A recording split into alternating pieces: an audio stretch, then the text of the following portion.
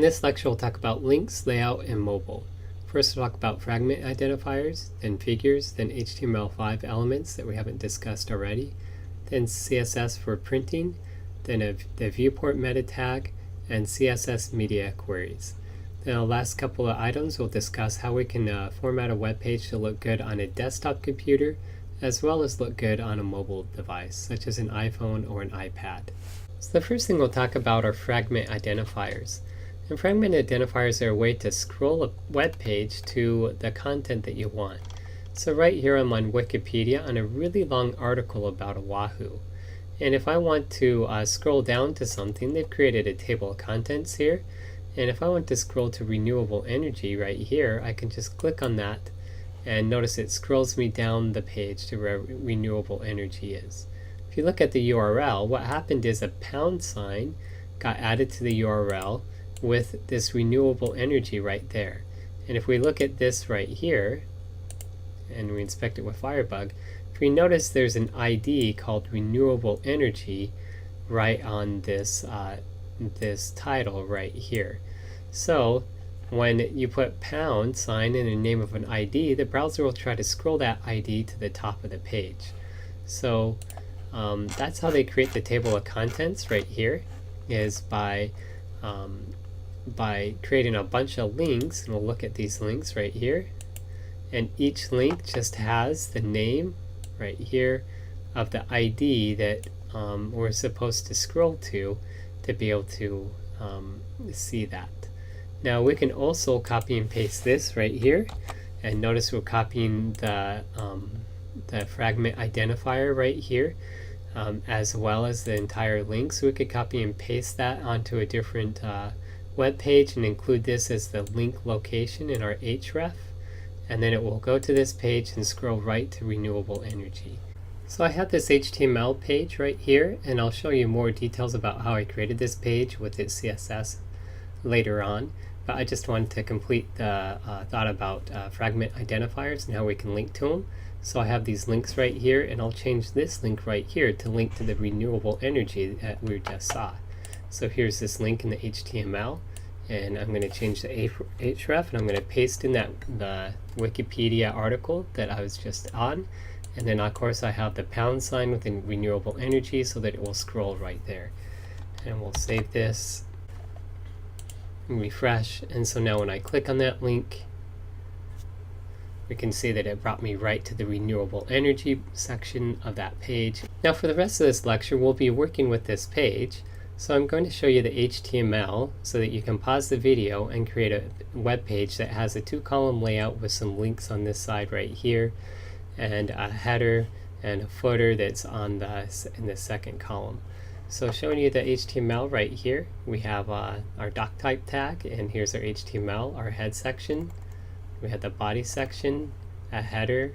We have a left column with some navigation inside of it. We have a right column right here with some paragraphs. And then we have the footer with the ending content right here. So go ahead and pause the video and create an HTML page that looks like this. And now I'll show you the CSS that does this. I called my page test.css, or my CSS file was what I linked in.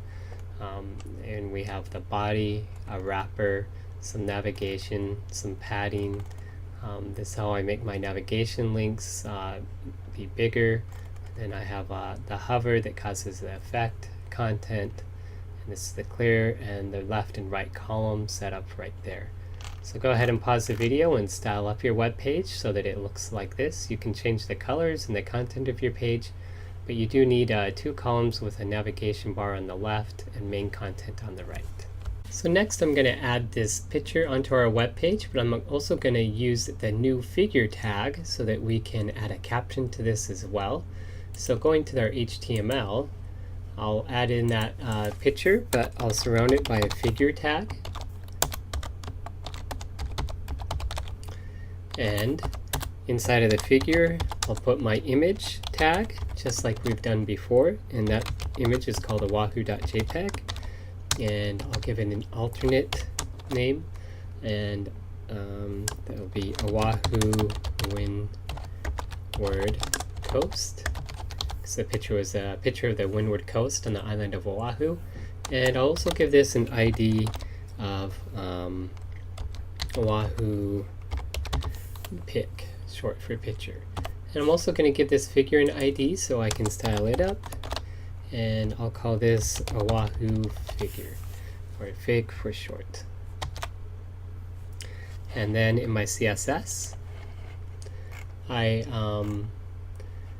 go down here below my content, and Oahu pic right here. I should have probably resized this picture using a photo editor, but I'm just going to resize it using the width and 200 pixels wide, just like that.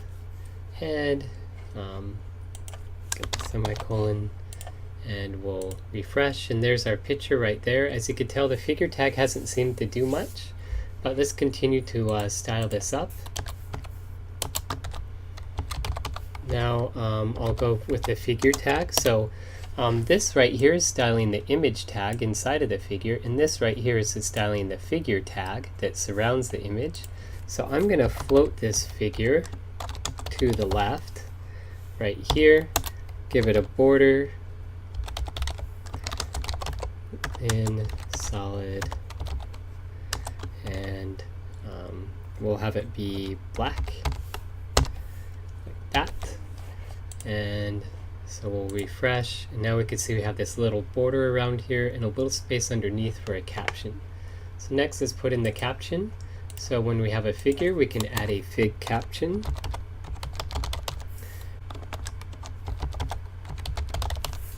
And I'll just include the same as my alternate text. Now remember, the alternate text is for if the picture doesn't load, this is what will show up instead. And it's also for those that can't see and need readers that will read web pages to them, and this is what the web page will read to describe the picture. This right here is a caption for the picture, and so we'll save this and refresh, and now we can see that we have a Oahu windward coast right there.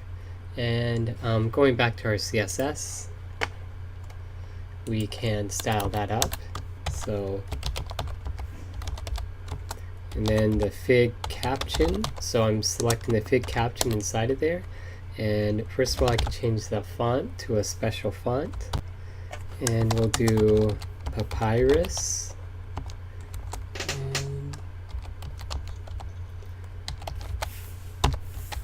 So that's the font family that we want to change, not just the font. Right there. And now it looks a little bit different writing. And we can also add a background color to this. We'll make it pretty light gray. And we'll also do a border shadow.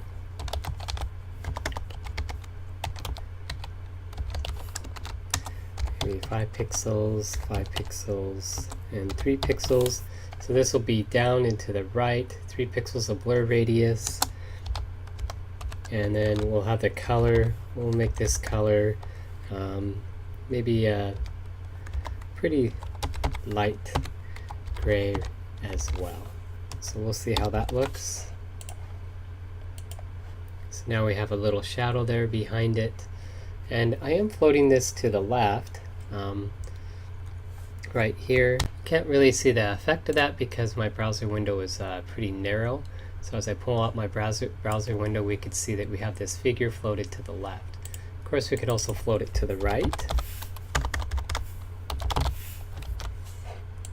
And back to our web page. And then now the figure is over here. So the figure tag is a good way to surround an image and then add some styling to it. And it can also surround other stuff like tables. Now, one gotcha with the floating the figure to the right that you might have is if we don't have a lot of text right here. So if I take out some paragraphs right here and then just have a few sentences inside of one paragraph right here, and we go back into our web page if you notice, since we floated this picture, the content doesn't surround it like that, and that makes our web page look pretty weird. So what we need to do is add a clear to the bottom. So if you notice, I'm inside of my content div, I'm floating a figure, and I have a paragraph tag inside of it. So since the figure is getting floated and we're inside of the content, we want to stay inside of the content, and we can add a BR, give it a class of clear like this. And then in our CSS styling, I think I already have this in here. The class clear clears both, which will clear the figure, and that'll bring this down here below here. So if you're floating a figure and it's not and it's going outside of its boundaries, then just clear the float how I just did. So now that we've seen this, go ahead and add in some more text, and I'll snap my fingers to do that. So now I have 3 paragraphs of text, and I've still left this clear there just in case in some browser, if it just rearranges it differently, we still have the clear in there. It doesn't hurt it.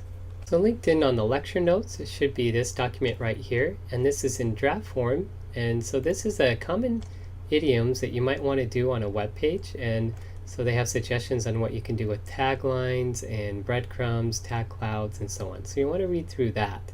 We'll go ahead and implement one common idiom that I found on that page, and that's a tagline. And I'm going to add it's kind of like a subtitle to your page. This is the island of Oahu, and every island has a nickname, and Oahu's nickname is the gathering place. So I added that paragraph in here, and now we have the gathering place, and now I can style that up with some CSS. So I'm going to snap my fingers and style that up. And so now after styling, I get a tagline right here, and here's my styling that I've done right here. So inside of my header tag, I've changed all H1s, and I've taken away the margin on the bottom and the margin on the top of the paragraph tag, which allows these two things to go closer together, top and bottom. I've changed the color, and then I've added some padding to the left on the paragraph, which pushes this over to be where I wanted it to be. So we've already talked about several HTML5 tags that are new in HTML5, and that includes the header tag, the figure tag, the caption tag, and all of these tags help you describe your document better. Before, you used to just use a div tag to be able to surround things. Now with the figure tag, you tell what goes inside of it. And that helps search engines better index your page so that they have a better idea of what content is on your page. So using the appropriate HTML5 tags could help your site get higher up in the searching ranks. So some other HTML5 tags that you have are a section tag.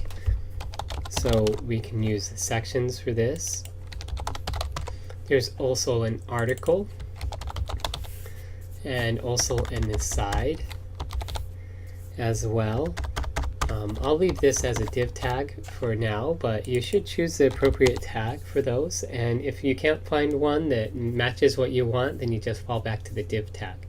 Those are all HTML5 tags, and they all work just like a div tag, but they help describe your document better. So not very often, but every once in a while, you might have a page that people would want to print.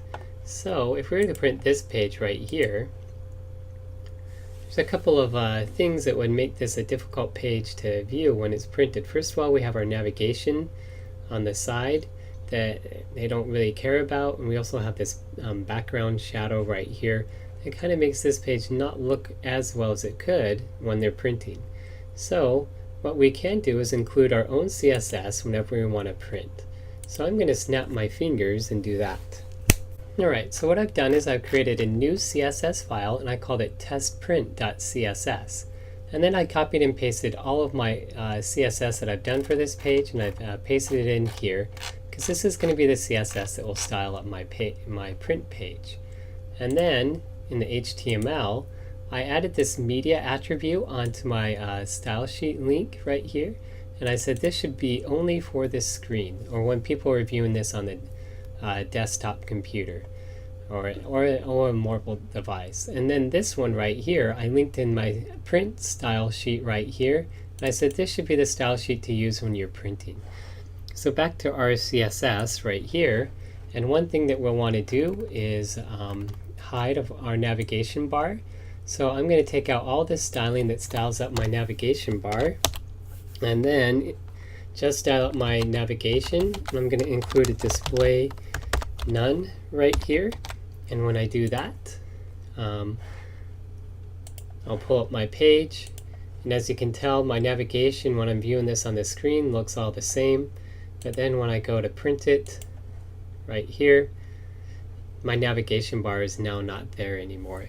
So I'm going to finish styling up my page for printing. I'm going to snap my fingers and do that. Alright, so the one thing that I did is I took out my box shadow out of my Oahu figure. And another thing that I did is I took the margin off my right column. Since there's no navigation bar, I don't want to reserve that space. So I took the margin that was here of 150 pixels off. And once I did that, we'll see our page. And it still looks the same because it's using the other style sheet. But when I go to print it, the box shadow is gone on my figure. And the margin over here is gone. So this looks like a much better page when we want to print. So next we're going to talk about how we can style up our web page to look better on a mobile device, such as an iPhone, an Android phone, or an iPad, and other tablets as well. Now one thing that I'll refer you to in the lecture notes is a Viewport Meta Tag. Since we don't have an actual mobile device that I can record, I'll just have you read about the Viewport Meta Tag and what you can do with that. And that helps you scale your page so that it fits on the screen the way you want it to when it loads on a mobile device. But what other things we can do is have a responsive design that allows our web page to look one way when it's viewed on a computer and a different way when we view it on a mobile device. And to do that, we're going to do it with media queries. So media queries allows you to change what CSS is to use to display your page on whether you're viewing the page on a desktop computer or a tablet or a mobile device. So there's two ways to do that. First of all, we can design or have a separate CSS style sheet for each of our devices. And to do that, we would link in separate CSS style sheets. So I'm going to snap my fingers and show you how you can do that. So I've added two more style sheets into my CSS here, or into my web page. And one is a mobile CSS style sheet, and one is a tablet CSS style sheet. And if you notice, I've used this media, and the only hides it from older browsers. So if there's older browsers, they won't pull this CSS in to use it. And the screen means we're using a device, and then we can use this max width property right here to determine which CSS style sheet would get loaded in. So this one will get loaded in for all devices, and this one right here would only get loaded in if the max width is 480 pixels, and that targets most mobile phones. And then the max width of 768 targets most tablets right there. But you might need to adjust these numbers to work on the mobile phone or tablet of your choosing. Another way that we can use these media queries right here is in our CSS style sheet themselves. So that's what we're going to do. So I'm going to take these out, my HTML, and I'm just going to edit this style sheet and change the CSS for different devices. So here's this style sheet, and I'm going to snap my fingers and add some styling into this so that it looks better on a tablet display. And now at the very bottom of my CSS, and it's important that it's at the bottom because whatever comes last overrides what comes before. So since this CSS will apply to everything right here, it'll style up all of our pages. And then at the bottom, I've done this media query right here. So only screen and max width of 768. So this is good for a tablet device. And I've added in this CSS that overrides the CSS from before. First of all, I make my page 100% width. I stop floating my left column because on a narrow tablet, we just don't have enough room for two-column layout. And I make its width 100%. And then I change the background color of my navigation bar, and then I start displaying my my LI, my unordered list. I have them display inline, and then for my navigation links themselves, I change it to inline block. I take the border off the bottom and I put the border on the right. So that leaves us with a page like this. So now our page looks like this, and there's one more thing that I can do, and I could get rid of the margin right here so that we don't waste this space right here. So I'll snap my fingers and do that. So I've just added a margin left to the 0, and then I'll refresh, and then we get that. Now I'm viewing this in a pretty narrow window, and that's why it hits my tablet range. If I pull it out, suddenly it switches to the 2-column navigation, and all that styling that I just added goes away and it reverts back to the way it was. And then when we move it on a more narrow device, then the styling switches and the navigation bar pops up here. And that's called responsive design. So I'm going to snap my fingers one more time and make a mobile phone layout. And this will be for a phone device. This one's for a tablet. We have our desktop. And now we'll do one for a mobile phone. Alright, so I've added this CSS to the very bottom of my screen. That way it'll override anything above it, including the iPad stuff or the tablet CSS. And I've changed my navigation again so that it will go vertical with this. And I've changed some other stuff right here. So let's see how it looks. Right now we're viewing the tablet, but if I shrink the size of this, suddenly the links go top to bottom, and now we have the line at the bottom. Our picture stops getting floated, and so now it's up at the top and centered with our paragraphs down below. And this is a page that looks much better on a mobile device.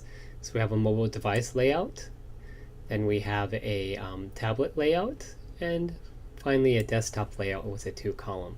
So that's how you can do responsive CSS so that your page can change depending on the size of the browser window. So once again, here's the code that does the mobile device or mobile phone, and then we have the code up above right here that does the styling for a tablet display, and then up above that we have all the other CSS that we did before.